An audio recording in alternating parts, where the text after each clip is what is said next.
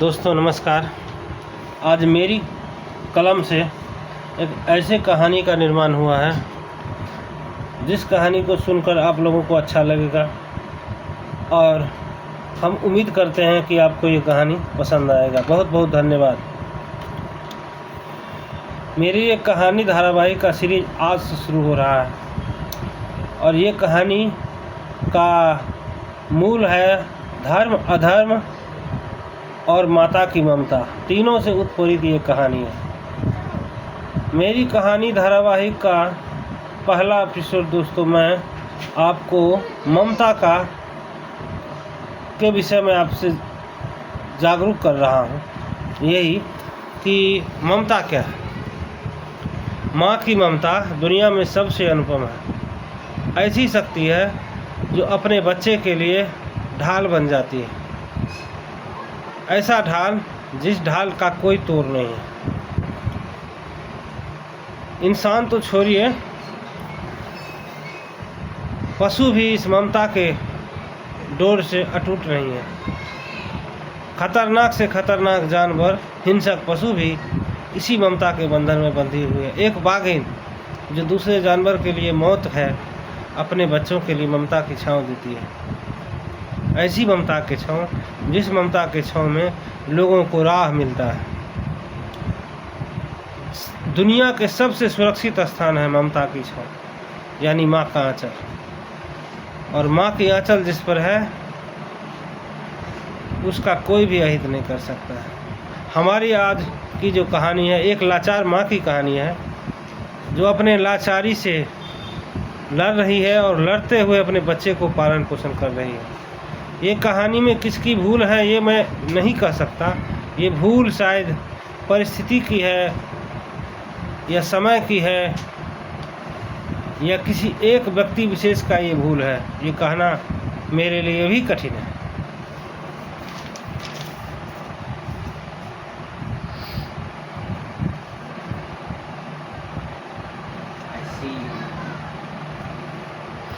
हमारी ये कहानी काल्पनिक है, वास्तविकता से इसकी कोई संबंध नहीं है। अगर कोई संबंध होता है तो ये एक संजोग मात्र है। इस कहानी का उद्देश्य केवल आप लोगों का मनोरंजन करना है, बस इसके सिवा कुछ भी नहीं।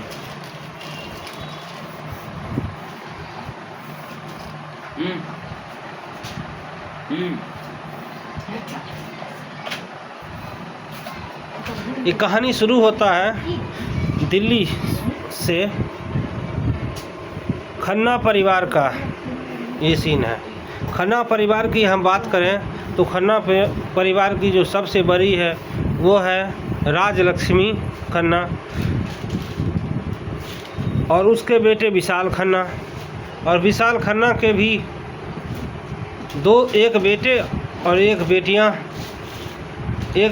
एक बेटा रमन खन्ना, बेटी काव्या खन्ना और उसकी दूसरी पत्नी से कामनी खन्ना और दूसरी पत्नी का नाम है रोशनी खन्ना।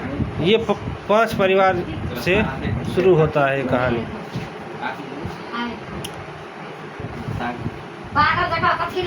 ये 5 परिवार से कहानी प्रारंभ होता है। इस परिवार में कई लोग शामिल हुए हैं। ये कहानी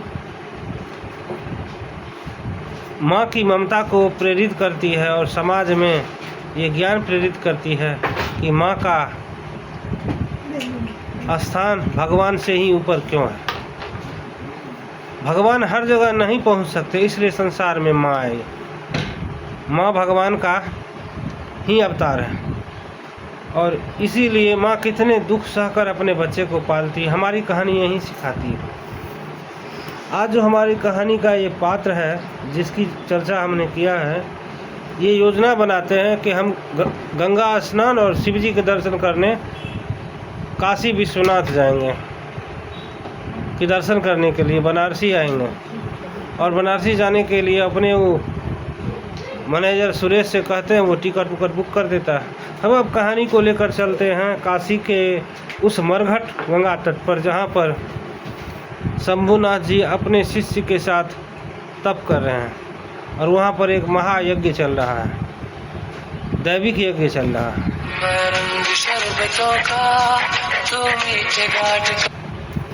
उस दैविक यज्ञ का अनुष्ठान यही है कि धर्म हेतु धर्म रक्षक का उत्पन्न होना। यज्ञ की पूर्ण आहुति के बाद उस यज्ञ से दो पुंज निकलते हैं।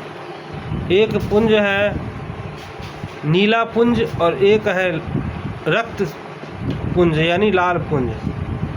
दोनों पुंज को एक ताम्र के बर्तन में सुरक्षित रखकर शंभुनाथ जी अपने शिष्य आदिनाथ और संतोष से कहते हैं कि इस दोनों पुंज को गंगा जल से सिक्त करके शिव मंदिर के गर्भगृह में सुरक्षित रख दो। इधर खन्ना परिवार अपने पूरे परिवार के साथ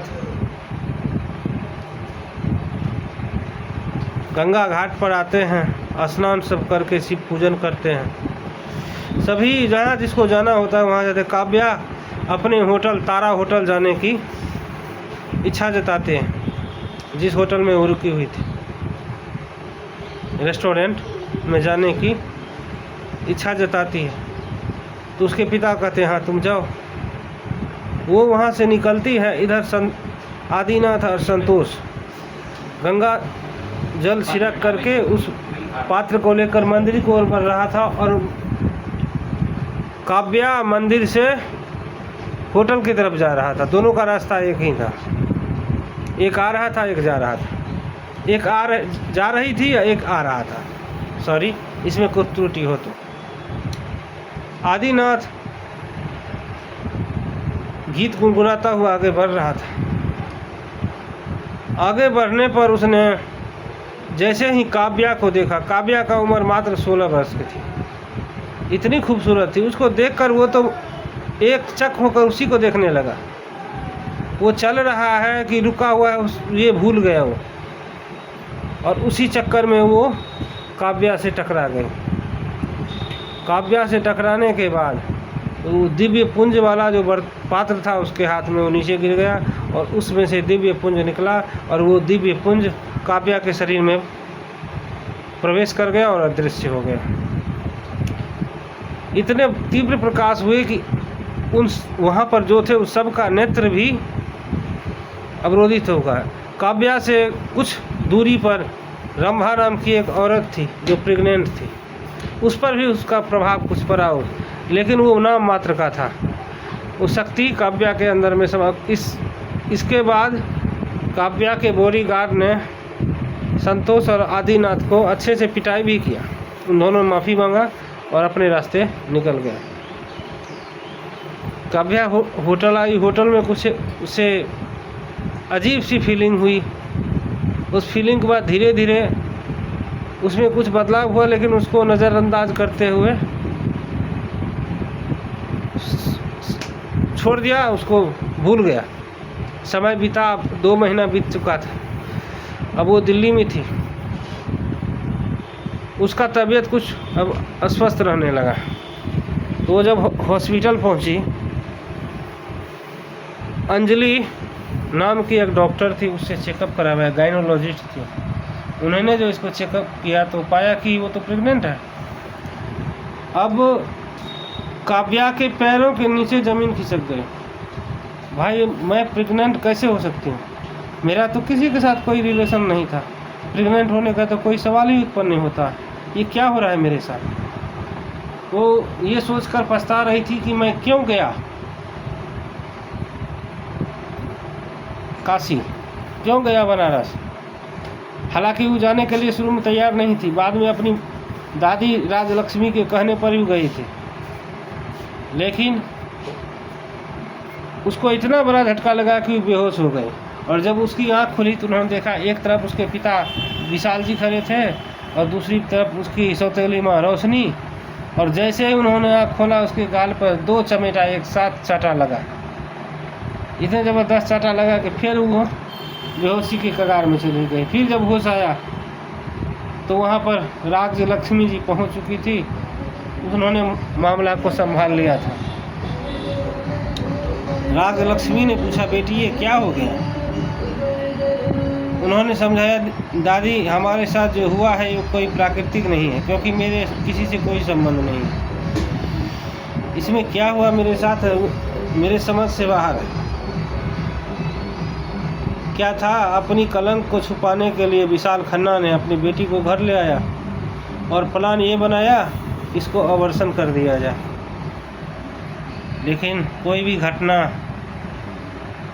वैसे भी नहीं होती, उस घटना होने में कई कारण होते हैं, और उस कारण का जड़ क्या था ये मैं लेखक भी मैं नहीं जानता हूँ कि घटना का क्या है।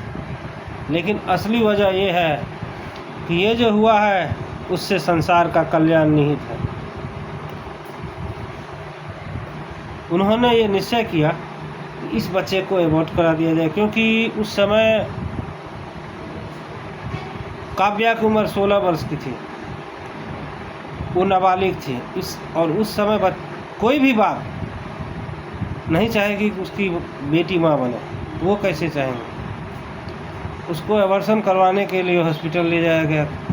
एक मेडिसिन का प्रयोग हुआ उस पर, लेकिन एबॉर्शन नहीं हुआ। इतने सारे मेडिसिन का प्रयोग किया जिसका असर काव्या के स्वास्थ्य पर पड़ने लगा, लेकिन उस पेट के में जो उसका भ्रूण था उस पर कोई प्रभाव नहीं पड़ा। अंत में निर्णय लिया गया कि ऑपरेशन करके सर्जरी करके ट्रांसप्लांट कर दिया जाएगा, उसको हटा दिया जाएगा। रेणु सहित 4 डॉक्टर और 5 नर्स, इस ऑपरेशन का एक टीम तैयार हुआ। अब सीन क्रिएट होता है, काव्या स्ट्रेचर पर लेटी हुई है और उसके ऑपरेशन करने की तैयारी चल रही। एनेस्थीसिया का इंजेक्शन पड़ चुका था, काव्या बेहोश थी। अब सर्जरी की बारी थी। उसी समय जैसे ही सर्जरी का प्रारंभ शुरू किया, इतने तीव्र तेज झटका, उसको एनर्जी की झटका लगा डॉक्टरों को। एक ही झटका में वो सभी के सभी मूर्छित हो गए। जब 2 घंटा के बावजूद भी ऑपरेशन थिएटर का लाइट बंद नहीं हुआ, तो बाहरी डॉक्टर अंदर गया, देखा सभी जो भी था हॉस्पिटल ऑपरेशन सर्जरी रूम में सब बेहोश था। और उतने देर में काव्या को भी होश आ गया। काव्या को बाहर निकाला गया। ऑपरेशन सफल नहीं हुआ। ये बातें सभी को आश्चर्य लगी, क्या हुआ। थोड़ी देर के बाद उन डॉक्टरों को, नर्सों को होश आया। उन्होंने ऑपरेशन करने से साफ इनकार कर दिया। अब खन्ना परिवार के लिए संकट बढ़ गया था। उसकी बेटी प्रेग्नेंट थी और उसका साथी का कोई पता, अगर कोई साथी होता तो उससे शादी करा देने के बाद किसी तरह झंझट खत्म हो जाता, क्योंकि काव्या 16 वर्ष की थी। अब डिलीवरी होते होते 17 पूरी 18 वर्ष के बाद वो उसकी शादी कर देता। उसके साथी कौन था? अपना प्रतिष्ठा बचाने के लिए खन्ना परिवार इस बात को बाहर लीक तो नहीं किया, लेकिन अंदर ही अंदर घुट रहा था।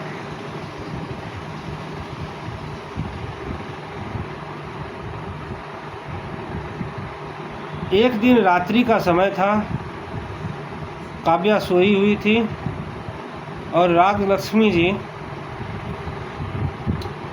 ये देखने आई कि काव्या कैसी है। जैसे ही काव्या के रूम का दरवाज़ा खोला, उन्होंने देखा काव्या के पेट से दिव्य प्रकाश निकल रहा है। वैसा प्रकाश जिसके कारण पूरा घर लाइट ऑफ था, उसके बावजूद भी जो लाइट लगा हुआ था घर, उससे भी अधिक तीव्र प्रकाश नजर आ रहा था। राजलक्ष्मी जी को ये समझते देर लगी कि ये कोई दिव्य अंश बालक है, और काव्या के शरीर में कैसे आई इसका पता लगाना उसके लिए ज़रूरी था। इसलिए अगले दिन उन्होंने काव्या से पूछा, बेटी तुम्हारे साथ क्या हुआ, शुरू से बताओ। हालांकि टकराने वाली बात और दिव्य प्रकाश वाली बात काव्या को याद थी। उन्होंने वो बात दादी को बताई।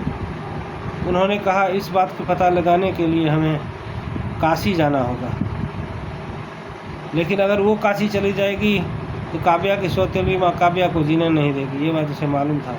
इसलिए उन्होंने अपने एक असिस्टेंट को उस मंदिर में जाकर पता लगाने की बात किया, जो क्या हुआ, वो इंसिडेंट जो हुआ था उसका संयोग क्या था। खुद वहाँ रह गए। आगे की कहानी में अब ये है कि क्या काव्या का एबॉर्शन करा दिया जाएगा? क्या काव्या की बच्चे जन्म लेंगे, धरती पर आएंगे, जन्म होगा उसका? क्या ये कूड़ समाज उसको जन्म लेने का हक देंगे?